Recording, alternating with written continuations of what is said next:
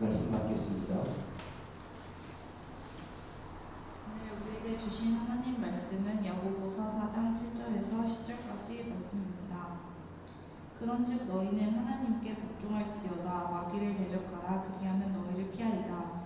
하나님을 가까이하라. 그리하면 너희를 가까이 하시리라. 죄인들아 손을 깨끗이 하라. 두 마음을 품은 자들아 마음을 성결하게 하라. 슬퍼하며 애통하며 울지어다. 너희 웃음을 애통으로 너희 즐거움을 근심으로 바꿀지어다. 주 앞에서 낮추라. 그리하면 주께서 너희를 높이시리라. 이는 하나님 말씀입니다. 하나님 감사합니다.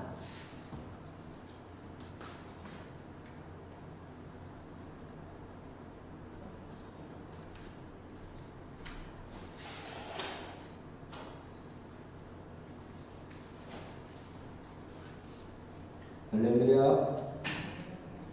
오늘은 야고보서 4장 7절에서부터 10절까지의 말씀을 가지고 하나님을 가까이 하라 라고 하는 말씀으로 은혜를 나누기를 원합니다.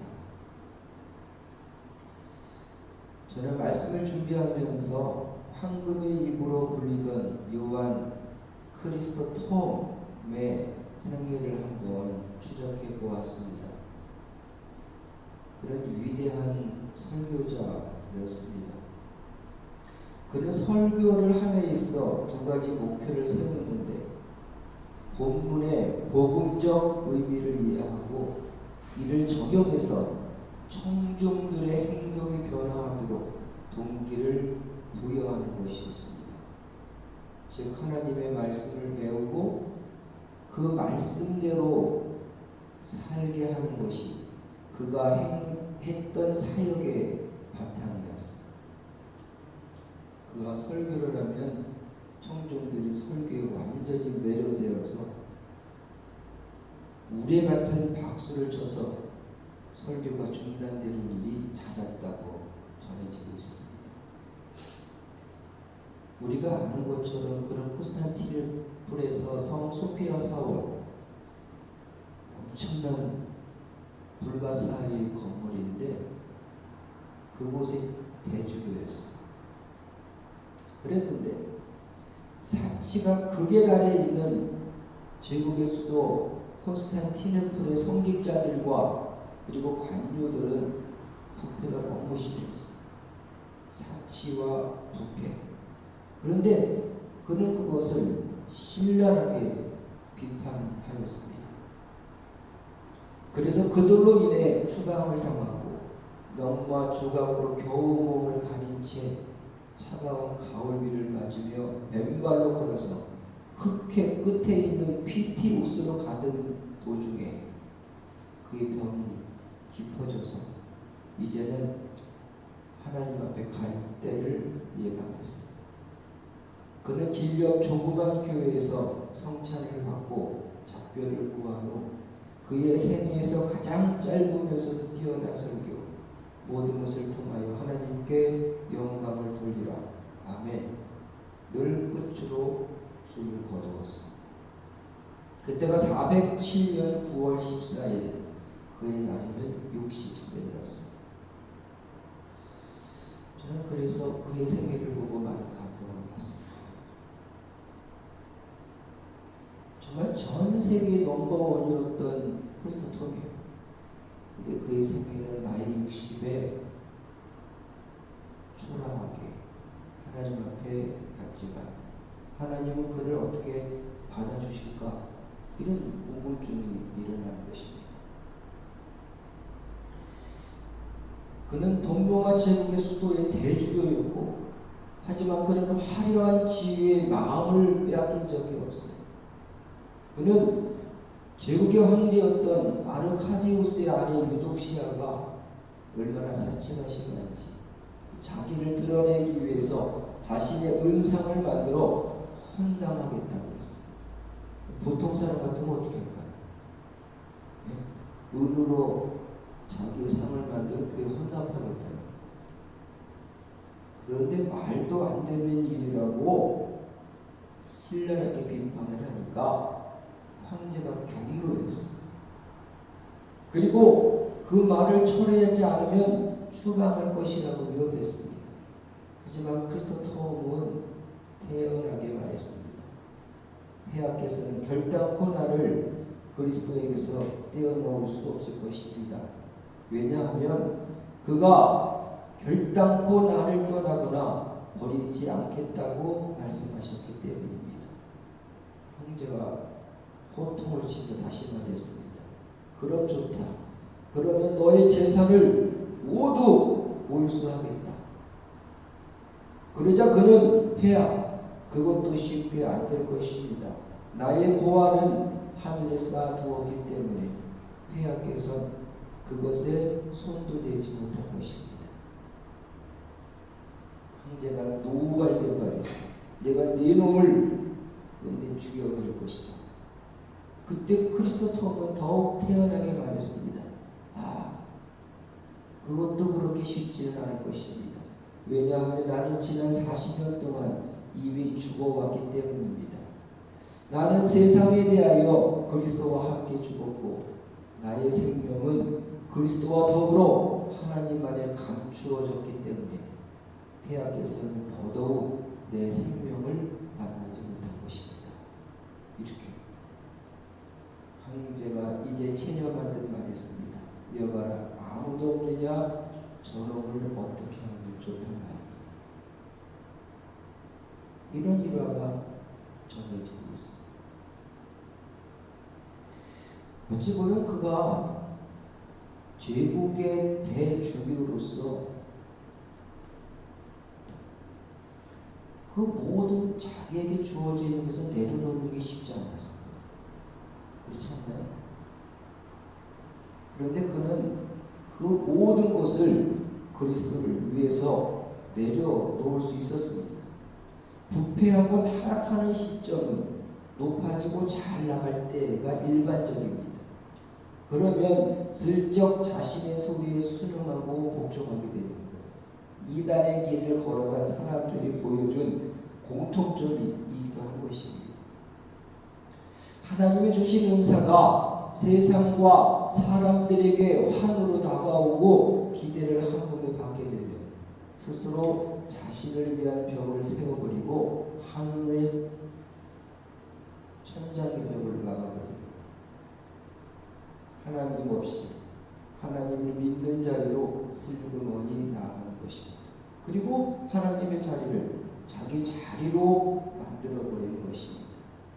저는 이것이 자기를 위한 상당을 세우는 것이다. 그렇게 보게 되는 것입니다.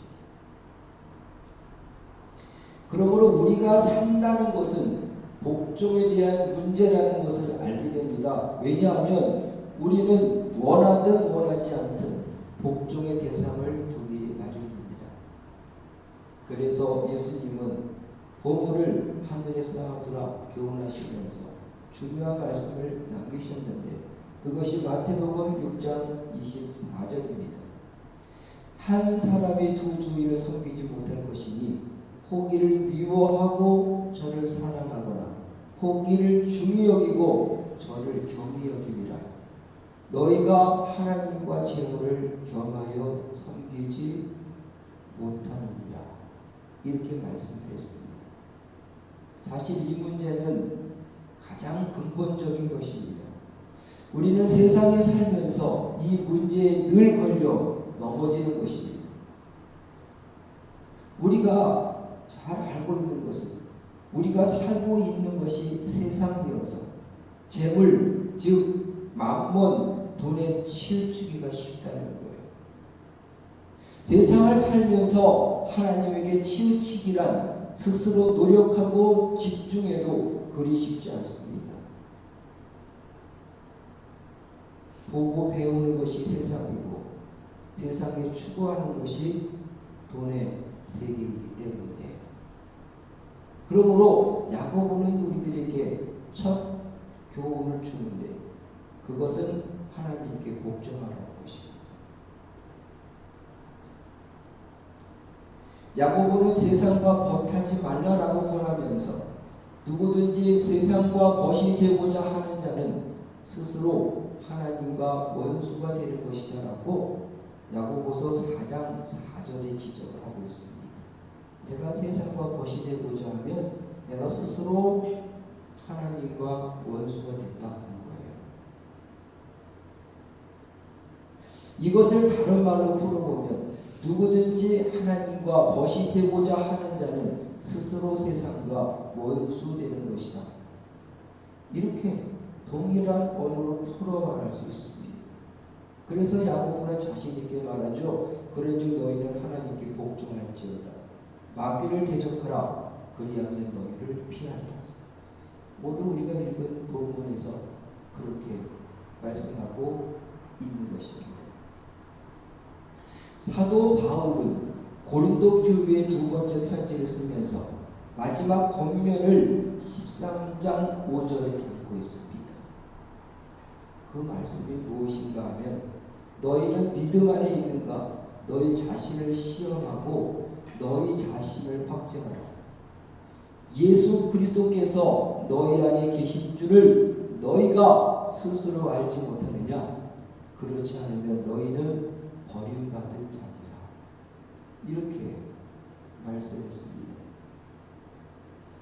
하나님을 가까이 하기는 우리가 늘 말하는 영성의 길입니다. 하나님에게 시선을 떼지 않는다는 것은 늘 하나님을 염두에 두고 사는 삶을 의미하기 때문입니다. 우리의 시선은 두 곳을 동시에 볼 수 없기에 우리가 하나님에게 시선을 두고 초점을 맞추면 다른 것은 실제로 보이지 않게 되는 것입니다. 이게 오묘한 진리예요. 우리가 세상을 향하여 초점을 맞추면 하나님이 안 보이고 우리가 하나님을 향하여 시선을 두고 초점을 맞추면 세상이 보이지 않는다라고 하는 것입니다. 야고보는 우리가 먼저 하나님을 가까이 해야 한다고 권면합니다. 그리하면 하나님도 너희를 가까이 하실 것이라는 것입니다.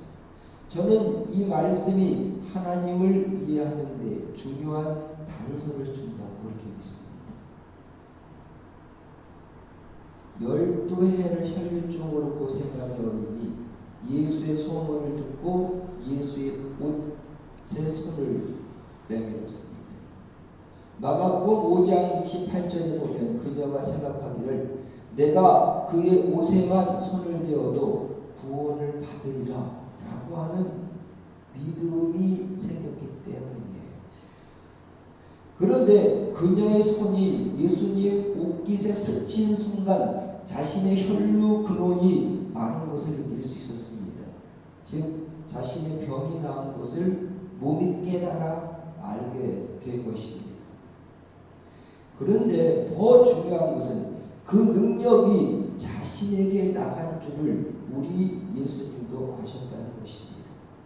그래서 누가 내게 손을 대었느냐 하시며 손을 댄 그 사람을 주목하셨습니다. 사랑하는 여러분, 우리가 알고 믿는 바 예수 그리스도는 우리와 함께 하시기 위해 오셨습니다. 임마누엘이라고 하는 이름이 그 증거예요. 그러므로 주님의 의도에 부합하는 것은 우리가 주님을 가까이 하는 것입니다. 그러면 그 온기와 그 능력이 우리에게 전해지는 것입니다. 이해가 되시나요? 예수님은 우리와 함께하기 위해 오셨어요. 우리와 이미 가까이 계신다고. 그러니까 우리가 하나님 앞에 가까이 가면 우리는 자연스럽게 그분과 하나가 될 수 있다는 것입니다.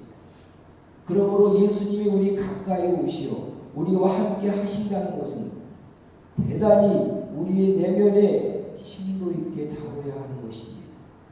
왜냐하면 사람은 누구나 자신이 소중하게 여기는 것을 내면화, 즉 자기 것이 되게 하기 때문입니다. 그래서 예수님은 마태복음 6장 21절에 내 보물이 있는 그곳에는 내 마음도 있느니라 말씀하신 것입니다. 주님이 함께 하신다는 것은 우리가 우리의 손을 깨끗하게 하고 마음을 성결하게 하고 두 마음을 품지 않았다는 것을 스스로 드러내는 것입니다. 여러분, 하나님이 여러분과 함께 하시는 게 있습니까? 그러면 이 야고보가 지적한 그 말씀이 우리 가운데 이루어지는 것입니다. 손이 깨끗하고 마음이 성결하고 두 마음을 품지 말아라. 그것이 하나님이 우리와 함께하는 비결이라고 야고보는 말씀하고 있기 때문입니다. 그는 이런 고백을 하고 있습니다. 주 앞에서 낮추라. 이렇게 말하고 있습니다. 요즘 Sing Again이라는 음악 프로그램이 있습니다. 우리 김연아 사모님이 열심히 보고 있는데 58호 가수로 존재감을 드러내는 가수가 있다고 그래요. 홍이상이라. 그래서 홍이상이가 만든 찬양이 우리 찬양팀에 있는데 하나님의 세계 찾아보았습니다. 홍이삭이라는 이름에서 그가 크리스찬임을 짐작할 수 있는데 알고 보니 그는 교사 선교사의 아들이었습니다. 파푸아누기니, 필리핀, 인도, 지금은 아프리카에서 선교사를 헌신하고 있는 이 부모님을 그가 이렇게 생각을 하고 있었습니다. 우리 부모님은 늘 돈과 명예보다는 가치를 따라 움직이셨습니다. 그거를 본 거예요. 그래서 나도 인생에서 어떤 삶과 가치를 선택해야 하는지를 부모님을 통해서 알게 되었습니다. 라고 고백하고 있는 것을 보게 됩니다. 그는 크리스찬들이 더욱 세상에 있어야 한다고 생각한다면서 음악도 마찬가지라고 본다고 했습니다. 중요한 것은 내 중심에 하나님의 계신가 여부에 있다라고 소식을 밝혔습니다. 교회에 있든지 세상에 있든지 그게 중요한 것이 아니라 내 안에 하나님이 계신가 이게 중요하다. 젊은이가 당찬 고백을 하고 있습니다. 그는 25세 하나님의 세계라는 찬양곡을 만들었습니다. 근데 그 동기가 특이했어요. 그가 노래를 하려면 이 구조가 안 되기 때문에 양악 수술을 해야 한다라고 버클리에 있는 교수들이 그에게 제안을 했어요.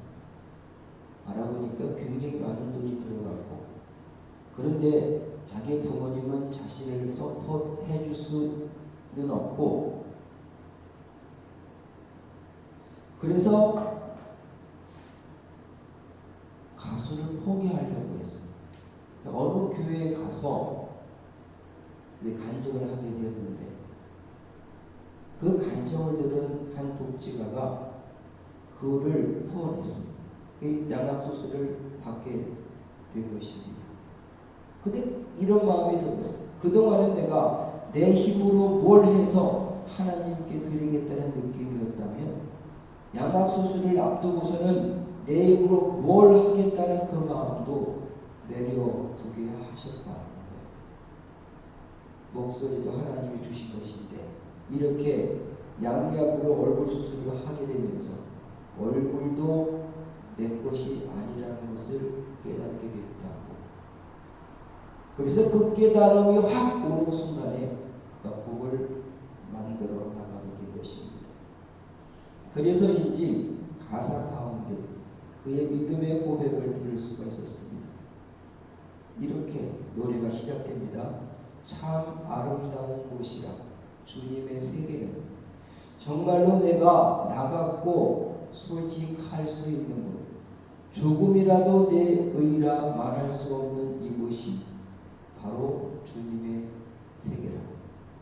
세상은 항상 말하네 그 길이 아니라고 곱디 고운 길이 있는데 왜 힘들게 사냐고 단순한 선택조차 내게 버겁기만 한 것 그래도 나는 주님을 따르리. 참 아름다워라 주님의 세계는 저 솔로몬의 옷보다 더 고운 백합, 주 찬송하는 듯 저 맑은 새소리, 내 아버지의 지으신 그 솜씨 깊도다, 오 깊도다, 오 깊도다. 나는 계속 걸어갑니다. 수없이 넘어져도 사람들의 방향과는 조금 다르다 해도 내가 가는 길이 주가 가르쳐준 길이니 이곳이 바로 주님의 세계라. 저는 가사 가운데 사람들의 방향과는 조금 다르다 해도 이것이 굉장히 은혜를 받았어. 내가 가는 길이 주가 가르쳐준 길이니 내가 가는 이곳이, 내가 머무는 이곳이 바로 주님의 세계다. 야고보는 주 앞에서 낮추라. 그리하면 주께서 너희를 높이시리라. 이렇게 권면하는 거예요. 쉽지 않지만 우리는 스스로 높아지려고 해요. 세상은 높아져야 한다고 말했죠. 그런데 성경에는 낮추라는 거예요. 내가 낮추면 내가 높아지려고 한다고 높아질까요? 내가 낮추면 나와 함께 하시는 하나님께서 나를 붙들어 세워서 높여 주신다는 거예요. 그러므로 세상은 결코 알 수 없는 그 차원의 사는 법을 익히는 즐거움이 있는 것입니다. 주님의 세계, 주님의 나라를 사는 법은 주님과 함께하는 거예요. 이 굉장히 모호한 것 같지만 그렇지 않아요. 앞에도 말씀드린 것처럼 우리가 하나님을 향하여서 시선을 두고 초점을 맞추면 하나님 보인다니까. 하나님 보인다는 것은 그분이 나에 가까이 오신다는 것을 의미하는 것. 그리고 하나님이 내 시야 안에 있으면 내가 주님에게 전향하는 거예요. 내가 주님에게 가는 거예요. 그리고 주님에 의해서 내 삶이 이어지게 하는 것. 이것이 우리들의 삶이 되어야 되지 않겠나 하는 그런 믿음을 갖게 됩니다. 저는 요즘 나이도 먹기도 했지만 교회를 열심히 해보려고 해도 참 어렵고 그러는데 이 크리스토텀으로 인해서 많은 위로를 받았어요. 그는 엄청난 제국의 대주요 모든 영화를 누렸지만 그의 마지막은 맨발의 넉마에 그 추운 겨울을 지병을 얻어서 저보다 어린 나이 60에 그의 생애를 마감했지만 하나님 앞에 그는 얼마나 환대를 받았습니다. 우리가 이 세상을 살면서 누리는 것에 마음을 두면 하나님을 향한 그 주님의 나라에서는 그 크기가 점점 작아진다고 합니다. 이 세상에서 이 세상에 대한 그러한 크기를 줄이면 우리는 하나님 나라에서 더 큰 하나님의 은혜를 경험할 수 있다고 믿습니다. 하나님을 가까이 하라. 그 말씀이 올 한 해를 붙들어서 우리를 일으켜 세우는 그런 복된 저와 여러분들이 되시기